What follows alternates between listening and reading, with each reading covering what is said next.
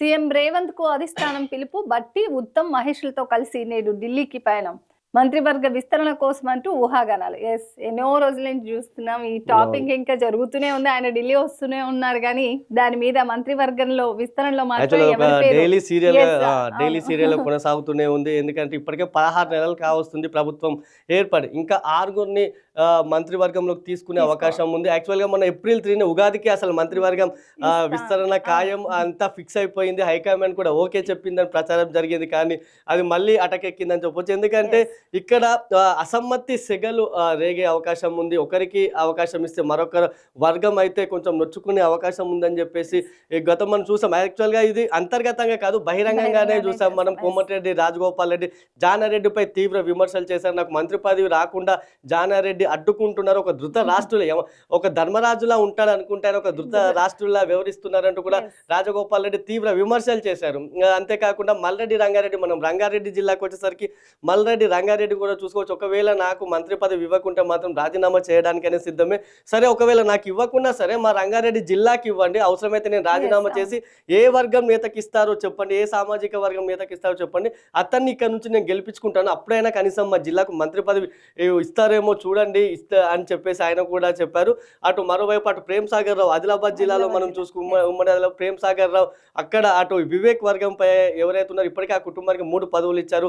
Vivek MLA పదవి, అదే వారి అన్న వినోద్కి ఎమ్మెల్యే, అదేవిధంగా వివేక్ కొడుకు ఇప్పుడు ఎంపీగా ఉన్నారు. ఈ నేపథ్యంలో ఒక కుటుంబానికి 3 పదవులు ఇచ్చినప్పుడు నేను పార్టీ కోసం ఆదిలాబాద్ జిల్లాలో పార్టీ కోసం పార్టీ బలోపేతానికి ఎంతో కృషి చేశాను, నాకెందుకు మంత్రి పదవి ఇవ్వరంటూ కూడా ఆయన ఇట్లా మొత్తం అక్కడ అసమ్మతి సెగలు రేగడంతో కొంత మళ్ళీ వాయిదా పడింది. అయితే ఇప్పుడు మాత్రం కొంత అధిష్టానం ఫోకస్ చేసినట్లుగా తెలుస్తుంది. హుటాహుటిన సీఎం రేవంత్ అదేవిధంగా టీపీసీసీ చీఫ్ను కూడా ఉత్తమ్ కుమార్ రెడ్డి వీరి ముగ్గురు కూడా ఢిల్లీకి రమ్మన్నారు. వీళ్ళు ముగ్గురు వెళ్తున్నారు. అయితే కేబినెట్ విస్తరణ కోసమే అనేది మాత్రం కొంత సమాచారం మనకైతే ఉంది. కేబినెట్ విస్తరణ కోసమే ఈ పిలుపు అన్నట్లుగా తెలుస్తుంది. కానీ కేబినెట్లోకి ఎవరిని తీసుకుంటారనేది ఇప్పుడు కొంత హైకమాండ్కి అయితే ఒక పెద్ద తలనొప్పి. ఎందుకంటే ఒకరికి అవకాశం ఇస్తే మరొకరు, యాక్చువల్గా ఇక్కడ హైకమాండ్ కొంత కఠినంగా నిర్ణయం తీసుకోవాల్సి ఉంటుంది. ఎందుకంటే ఇప్పుడు ప్రభుత్వంలో ఉన్నారు, ఒకరికి ఇచ్చినంత మాత్రం ఇంకొకరు రాజీనామా చేయడం వల్ల పెద్ద ప్రభుత్వానికి వచ్చే ఇబ్బందులు ఏమీ ఉండవు.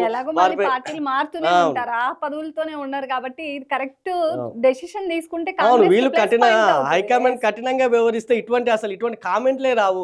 వీళ్ళు కఠినంగా వ్యవహరించకపోవడం వల్ల ఈ విధంగా వస్తున్నాయి అనడంలో ఎలాంటి సందేహం లేదు. కానీ ఇప్పటికే సామాజిక కోణంలోనూ మనం ఇప్పటికీ అయితే ఫస్ట్ ఇప్పుడు 4 భర్తీ చేస్తారని తెలుస్తుంది. ఆ తర్వాత మిగతా 2 కూడా భర్తీ చేస్తారు. లేకపోతే 6 కూడా ఇప్పుడే భర్తీ చేసే అవకాశాలు మొత్తం ఎప్పుడు ఏ టైంలో భర్తీ చేసినప్పుడు ఎవరైతే ముస్లిం వర్గానికి అయితే వాళ్ళకైతే కొంత ఒక స్థానాన్ని ఇచ్చే అవకాశం ఉంది. ఇప్పటికే దీనికి సంబంధించి టీపీసీసీ చీఫ్ కూడా ఒక హింట్ కూడా ఇచ్చారు. ఈ నేపథ్యంలో మిగతా 5 స్థానాల్లో చూసుకుంటే ఇప్పటికే 4 రెడ్ల వరకు కూడా ఉన్నారు. ఈ నేపథ్యంలో అటు రాజగోపాల్ రెడ్డికి అవకాశం ఉంటుందా లేదా?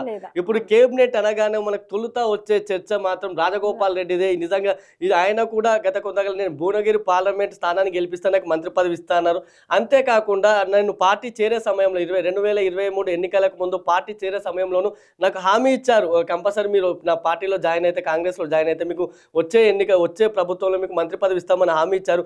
సరే, ఆ హామీ పక్కన పెట్టినా సరే భువనగిరి పార్లమెంట్ ఎన్నికల్లో గెలిపిస్తే మంత్రి పదవి ఇస్తామని హామీ ఇచ్చారు. కనీసం ఇక్కడైనా నిలబెట్టుకున్న పనితనాన్ని చూసి మీరు పదవి ఇవ్వండి, అంతేకాని ఏదో హామీలు ఇచ్చి కాదు, పనితనాన్ని చూసి పదవి ఇవ్వండి. నేను ఇప్పుడు ఇంతకాలం ఈ 16 నెలల కాలంలో నేను ఏం చేశానో చూడండి, పార్టీ బలోపేతానికి.